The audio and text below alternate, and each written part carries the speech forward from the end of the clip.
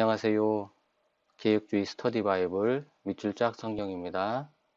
이 시간에는 야고보서 2장 18절부터 26절의 말씀을 공부하겠습니다.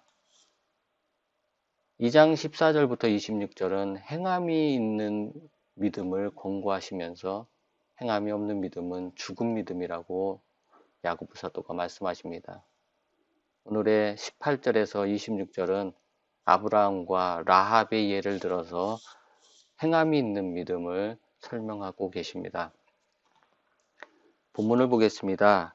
2장 18절 어떤 사람은 말하기를 너는 믿음이 있고 나는 행함이 있으니 행함이 없는 내 믿음을 내게 보이라. 나는 행함으로 내 믿음을 내게 보이리라. 어떤 사람은 누구를 말할까요? 진실한 믿음의 소유자를 말하겠죠.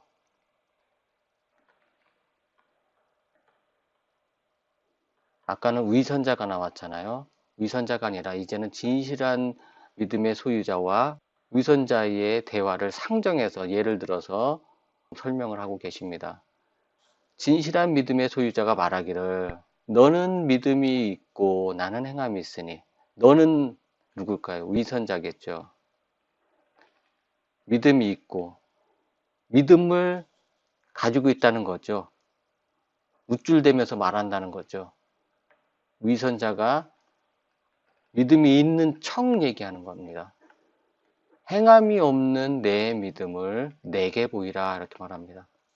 위선자야 너는 행함이 없잖아. 말로만 믿음이 있는 척하고 말로만 사랑하는 척 하잖아. 그러니까 내 믿음을 행함으로 보여봐라. 누구한테? 내게. 나한테 보여라 이렇게 얘기합니다.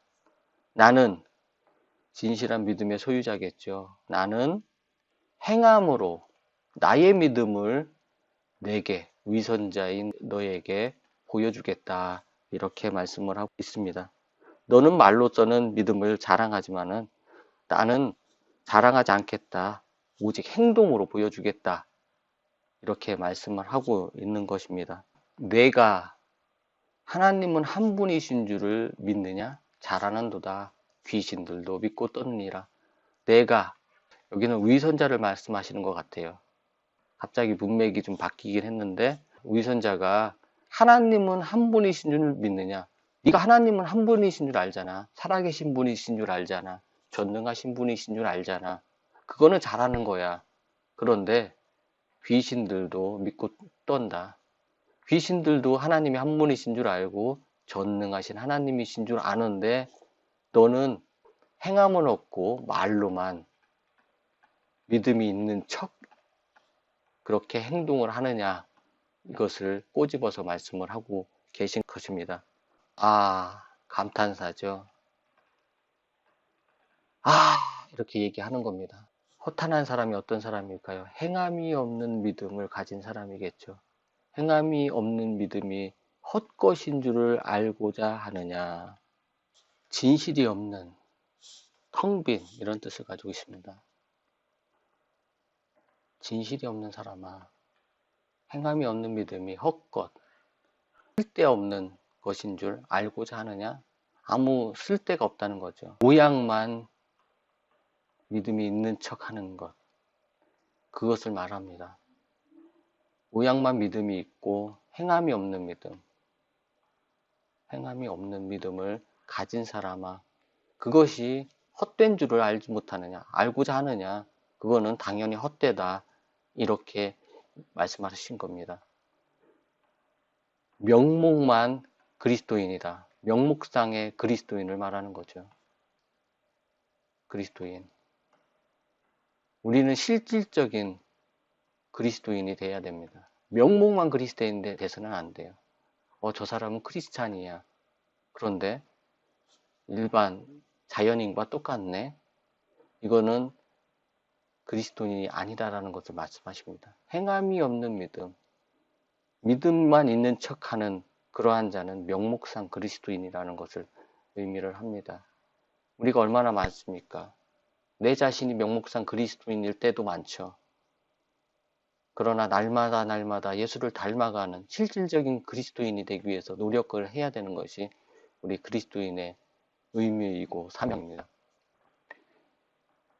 여기서 야고보 사도가 말씀하시는 이 허탄한 사람, 그것이 나일 수도 있다는 것을 항상 생각을 해야 돼요. 그래서 일신우일신 날마다 새로워지기 위해서 노력하는, 말씀에 빗대어서 나를 되돌아보고 반면 교사로 삼고 그렇게 예수 그리스도를 닮아가는 모습, 실질적인 그리스도인이 되기 위해 노력하는 것, 그것이 중요한 것입니다. 야고보 사도가 지금 그것을 강조하는 거죠.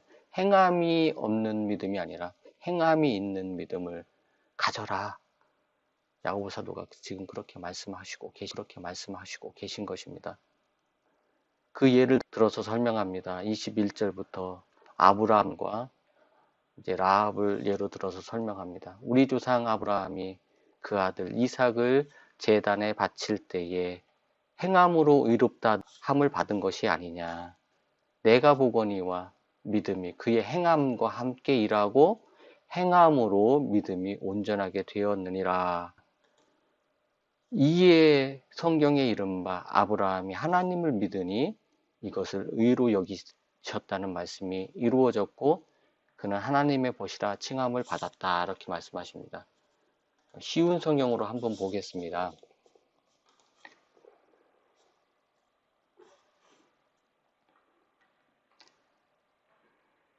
20절부터 어리석은 여러분, 행함이 따르지 않은 믿음은 아무 쓸모도 없는 것인 줄 모르시겠습니까? 우리 조상 아브라함은 그의 아들 이삭을 제단에 바침으로써 그가 행한 일로 의롭다 하심을 받았습니다. 순종하다는 거죠. 하나님께서 아브라함에게 이삭을 제물로 바치라고 했을 때 아브라함이 이삭을 제단에 바칠 행동을 했죠. 행동으로 인해서 아브라함은 의롭다 하심을 받았다. 이렇게 그의 믿음에는 행함이 따랐으며 믿음에는 행함이 따른다고 합니다. 믿음과 행함은 불가분의 관계에 있다고 지난 시간에 말씀했는데요. 그 행동으로 믿음이 온전하게 되었느니라. 행동을 함으로 인해서 믿음이 더 공고해진다는 것을 말씀하십니다. 믿음으로 행동이 나오고 그 행동으로 인해서 믿음이 더 완전해진다. 이렇게 말씀을 하시는 거죠. 그래서 아브라함이 하나님을 믿었고 하나님께서는 그 믿음을 받으셨으며 그 믿음으로 칭의를 받았다는 거죠. 성경 말씀의 의미가 무엇인지 이제는 알 수 있을 것입니다. 아브라함은 그 후 하나님의 친구라고 불렀습니다. 아브라함이 하나님을 믿었어요. 그 믿음으로 인해서 순종하는 행동을 했습니다. 하나님께서는 아브라함에게 의롭다 하심을 부여하셨어요. 너는 의로운 사람이다. 하나님의 친구라고 불렀습니다. 내가 보거니와 직시한다는 거죠. 눈으로 직접 본다는 겁니다. 내가 보거니와 믿음이 그의 행함과 함께 일하고 믿음이 행함과 함께 일한다고 합니다. 믿음을 전제로 한 행함이죠. 믿음이 있는 자에게 행함이 따른다는 겁니다. 믿음이 없는 위선자에게는 행함이 없다는 거예요. 믿음이 전제되어서 믿음이 있는 사람이 행함과 함께 일하는 거죠. 행함으로 믿음이 온전하게 되었다. 믿음과 행함의 관계가 이렇게 불가분의 관계를 가지고 있다는 것을 의미합니다. 세 관점에서는 이 행함에 너무 많은 의미를 둡니다. 그리스도인은 당연히 행동으로 보여줘야 되겠죠. 그런데 이 행함을 너무 강조하면 안 됩니다. 왜냐? 믿음에서 당연히 자연스럽게 나오는 행동이기 때문에 그렇습니다. 믿음이 있는 사람만이 행함을 할 수 있는 거죠. 그리스도인이라는 이름, 이 그리스도인에게는 명목상 그리스도인이 있고 실질적인 그리스도인이 있습니다. 명목상 그리스도인에게 있어서 행함은 따를 수가 없습니다. 실질적인 그리스도인에게 있어서만이 이 행함이 따르는 거죠. 믿음과 행함은 서로 불가분의 관계에 있습니다. 실질적인 그리스도인에게만 이 행함이 따르게 되는 거죠. 나의 행동을 보면서 내가 믿음이 있는 사람인가를 생각해야 되고요. 나는 이런 부분이 뒤따르지 않는데 내가 진짜 하나님을 믿는 사람인가 생각을 해야 됩니다. 그럴 때 나의 믿음이 더욱더 성장하는 것이고 나를 돌아볼 수 있는 계기가 되는 것이겠죠. 남의 이야기가 아닙니다. 나는 진정한 그리스도인인가? 혹시 명목상의 그리스도인은 아닌가? 늘 고민하면서 살아가야 될 것입니다. 25절 보겠습니다. 이와 같이 기생라합이, 이와 같이가 뭘까요? 아브라함의 얘기겠죠. 아브라함이 행함으로 그의 믿음을 보인 것 같이 기생라합도 했다. 기생라합이 사자들을 접대하여, 사자, 요즘 말로 하면은 스파이겠죠. 간첩. 가나안 땅에 몰래 잠입해서 그곳의 상황을 지켜보던 이스라엘 사람들을 의미하겠죠. 접대하여 다른 길로 나가게 할 때에 행함으로 이롭다 하심을 받은 것이 아니냐. 이 라합은 이스라엘 사람들을 숨겨줬죠. 그들이 이스라엘의 진영으로 다시 돌아갈 수 있도록 도와준 인물입니다.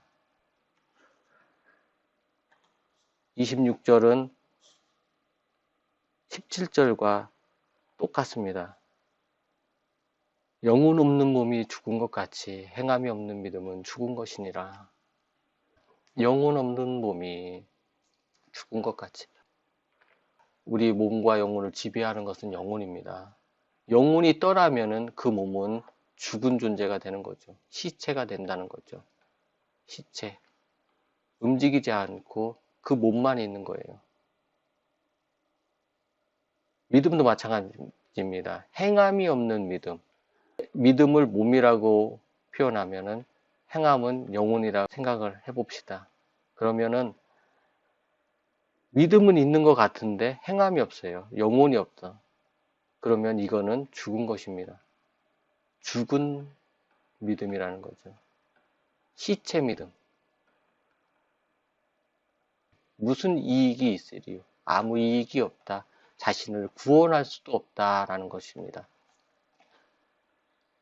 결론은 믿음은 행함으로 해야 되는데 이 행함이 없으면은 이거는 죽은 거다.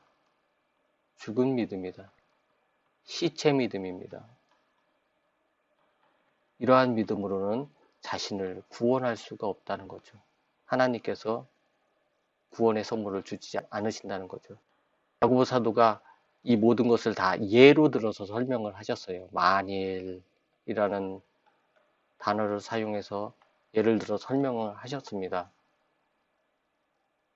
이런 예, 믿음이 있는 척 하면서 믿음이 없는 그런 사람이 되지 말고 실질적인 믿음의 소유자가 되라. 이렇게 말씀하시는 겁니다. 결론은 내가 진짜 믿음 있는 사람이 되라. 믿음 있는 사람으로서 행동도 하고 그것에 걸맞는 그리스도인이 되라. 이렇게 말씀을 하시는 것입니다. 오늘은 여기까지 하겠습니다. 감사합니다.